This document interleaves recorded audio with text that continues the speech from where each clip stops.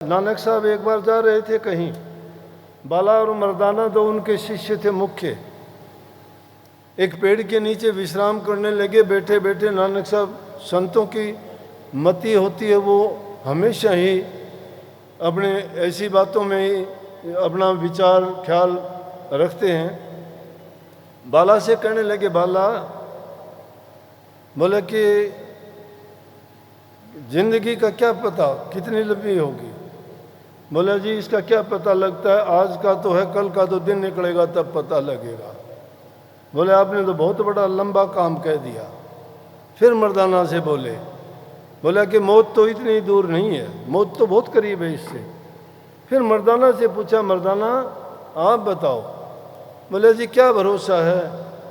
बोला कि आज तो सुबह का दिन निकला, 2 पहर तो गुजर गए, अगले 2 पहर गुजर जाएंगे। तो बोला कि तुम भी अभी नहीं समझा कि मौत दूर नहीं है, बहुत दूर मान ली मौत। मौत का तो ऐसा है कि वो दूर है ही नहीं, पास में खड़ी है।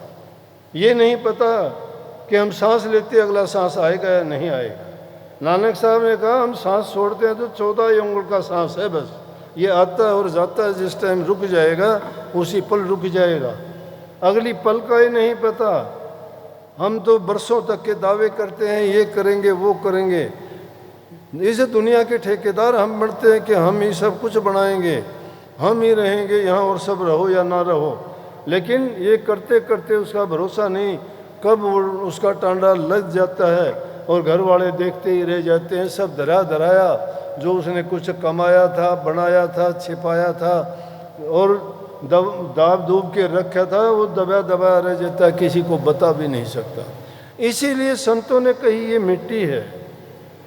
मिट्टी इसीलिए है कि वो कमाया कमाया सब रह गया यूं का यूं, वो क्या काम आया, उसको संग्रह करने की जरूरत नहीं है। इसीलिए कबीर साहब जैसे संतों ने कही कि रहो निचिंत करो मत चिंता, चौंच देई सो चिंत करेगो, पाँव पसार पढ़ो दिन सोवत, पेट दियो सो पेट भरेगो, जीव जिथे जल में थल में पुनः पाहन में पहुँचाए धरेगो, भूख ही भूख पुकारत है सुंदर कहतूँ तो भूख मरे।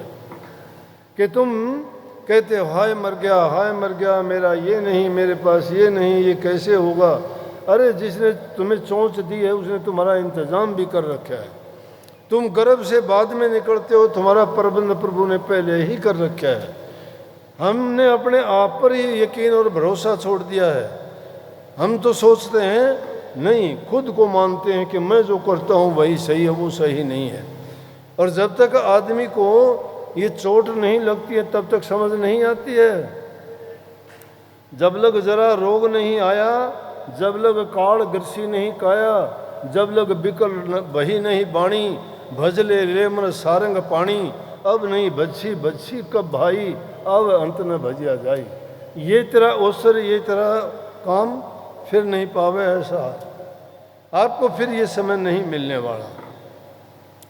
या तो शरीर में रोग लग जाता है तब आपको याद आता है, जब लग जरा रोग नहीं आया, या फिर काल तुम्हें मारने के लिए तैयार हो जाता है जब याद आता है कि हाय मैंने ये नहीं किया। सिकंदर जैसे रोए, रावण जैसे रोए, जो दुनिया को लूटने खसूटने वाले, इतना जुल्म और अत्याचार करने वाले थे, अंत टाइम में वो देख के रोए कि मैंने क्या किया, जिंदगी बर्बाद कर दी। लेकिन उनसे भी हम कुछ सीख नहीं पाए। उन चीज़ों को देख के बहुत कहते हैं, सुनते हैं, देखते हैं, जिससे पूछोगे बहुत बड़ी बड़ी बातें लगा देंगे। लेकिन उन बातों को देख के, उन घटनाओं को सुन के हमारे ऊपर क्या प्रभाव पड़ा? कोई प्रभाव नहीं है। हम अपनी वही आदतें, वही हमारे कर्म, वही पाप कर्म, वही उल्टी सीधी बातें, वही झूठ चोरी बेईमानी, क्या मिलता है उनसे? वो हमारे जीवन को बर्बाद करके रख देती हैं। वो राक्षसों के काम थे, देवताओं के ये काम नहीं थे, दैत्यों के काम थे। दैत्यों वाले काम इंसानों ने करने शुरू कर दिए। फर्क क्या है उसमें? हम इंसानों में ही दोनों प्रकार के, दुष्ट भी इसी में रहते हैं और नेक इंसान भी इन्हीं में रहते हैं। दुष्टता के काम करने वाले बुरे कहलाते हैं और अच्छे काम करने वालों को पूजा जाता है ये अलग बात है, उनके सामने कोई ना कहे लेकिन पीछे जैसे तो सब उसकी पीठ पीछे कह देते हैं ये ऐसा ही है, ये वैसा ही है। ये क्योंकि उनको पता लगता है कि एक आदमी किसी की बुराई करता है तो तुम्हारी बुराई भी किसी के आगे ज़रूर करता होगा, क्योंकि उसकी वो आदत है, क्यों वो अपनी आदत को छोड़ नहीं सकते, और जिसको आदत पड़ जाती है वो उसकी प्रकृति बन जाती है।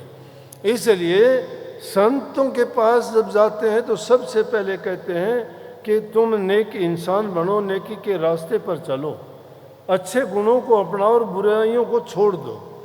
बुराइयों को जब तक नहीं छोड़ते हो तो अच्छे गुण आपके अंदर आ नहीं सकते। और मैं कहता हूँ अच्छे गुण लाने की, अपनाने की ज़रूरत नहीं है, सिर्फ बुराइयों को छोड़ देने से ही तुम्हारे अच्छे ही गुण बच जाएंगे। दोनों प्रकार के गुण हमारे अंदर विद्यमान हैं, लेकिन हमारी सोच कैसी है, हमारा ख्याल और विचार कैसा है, वैसे ही गुण हम खुद पैदा कर लेते हैं, किसी और का दोष नहीं। इसके अंदर एक शैतान बैठा हुआ है मन, जो नई नई चीज़ें पैदा करता रहता है और इंसान की बुद्धि को हर लेता है। वो जो चाहता है वो करवा लेता है, क्योंकि वो किसी के इशारे पे काम करता है। और इशारा किसका होता है? काल महाराज का होता है। काल जो कहता है वो मन को करना पड़ता है। इसलिए संतों ने कहा कि मन को अपने से जो ताकतवर और शक्तिशाली है उसके अधीन कर दीजिए। तो हम में ताकतवर कौन है? इंसानों में ताकतवर वो है जिसने अपने मन को जीत लिया है, जितने इंद्रियों को काबू कर लिया है, जिसने तप और साधना के द्वारा अपने मन की वृत्तियों को एकाग्र कर लिया है, जिसने संयम प्राप्त कर लिया है, वो कुछ भी कर सकता है। तो उसने अपने आप को साधन करके इतना साध लिया है कि वो हर इंद्रिय के द्वारा जो चाहता है वो काम ले सकता है। आँखों की दृष्टि की सिद्धि कर लेता है, सोच से संकल्प की सिद्धि कर लेता है, मौन से वाणी की सिद्धि कर लेता है। और इन सब की सिद्धियों को प्राप्त करने के लिए आदमी संयमशील हो जाता है, उसका संयम सत्ता। और जिसका संयम है, धैर्य है जिसके पास, वो कुछ भी कर सकता है, जो चाहे वो कर सकता है। लेकिन संत उस शक्ति को हासिल की हुई को बर्बाद नहीं करते, उसको सही रास्ते पे लगाते हैं। और वो इसीलिए संसार के दूसरे जीवों को अपने ज्ञान के द्वारा, अपने उपदेश के द्वारा चाहते हैं, उनको समझाते हैं, ताकि वो उस रास्ते पे चल के ये और जीव भी इस और काल माया के जंजाल से, इसे पिंजरे से छूट सकें। क्योंकि यहाँ जो काल ने पिंजरा लगाया है, इसमें सब के सब ये जीव फंसे हुए हैं, इसकी सोच उनसे बाहर नहीं जा सकती। परंतु गुरु जो सत्य पुरुष का हुक्म लेके आते हैं, वो इन जीवों को सत्य का रास्ता दर्शाते हैं, करनी करवाते हैं उनसे, सिर्फ अकेले नहीं। अगर तुम एक चीज़ को संवार के छोड़ दोगे, मान लिया आपने बहुत अच्छी सफाई कर दी यहाँ, एक बार सफाई करने के बाद अगर आपने इसको महीने 2 महीने नहीं संभाला तो ये तो फिर उससे भी ज़्यादा खराब हो जाएगी। इसका मतलब उसको संभालते रहना है। नाम आपने ले लिया, मानते हैं, गुरु ने आपको नाम की दीक्षा दे दी, लेकिन नाम की दीक्षा लेने के बाद में अगर आपने अभ्यास किया ही नहीं, जो गुरु ने बताया था उस तरीके से आपने ना सुमरण किया, ना ध्यान किया, ना भजन किया, तो फिर उसी प्रकार से इसके ऊपर भी वो गर्द जम जाएगी। और जो नाम भी दिया था वो उसमें फिर नहीं तुम उस रास्ते पे चल पाओगे, क्योंकि वहाँ सफाई की ज़रूरत थी और वो सफाई तुम नहीं कर पाए।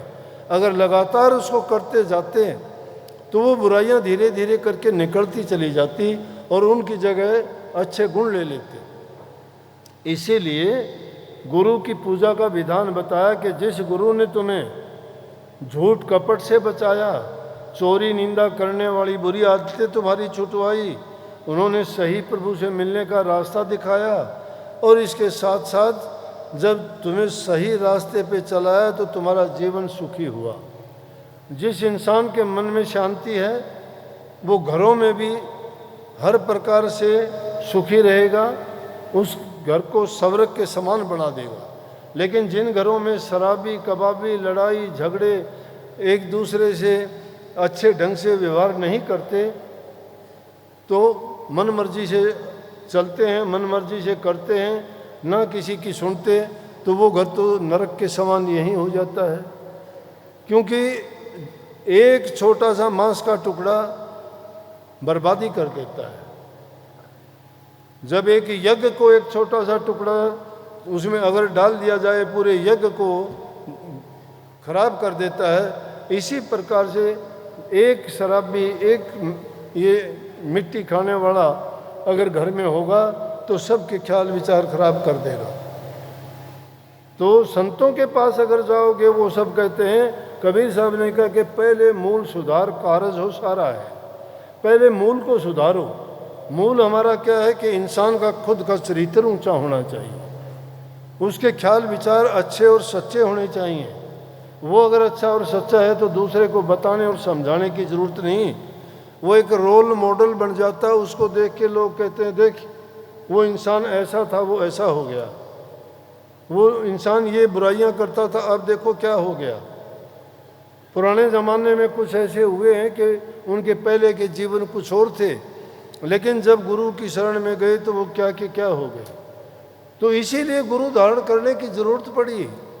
और गुरु कभी अपने शिष्य को डूबने नहीं देते हैं। शिष्य हो तो शिष्य जो गुरु को मानता है तो उसको किसी न किसी रूप में कभी न कभी गुरु सुधार लेता है। लेकिन वो नहीं भी इस जन्म में नहीं सुधरता तो अगले जन्मों में ज़रूर उसको मनुष्य का चोला मिलेगा, फिर गुरु मिलेगा, फिर करनी करवाएगा और फिर उसको इस जंजाल से, इस जीवन मरण के चक्कर से छुटवाएगा। आप हमारे संत वाणी चैनल को सब्सक्राइब करें, वीडियो को लाइक करें, शेयर करें और हाँ, बेल आइकन पर क्लिक करना बिल्कुल ना भूलें।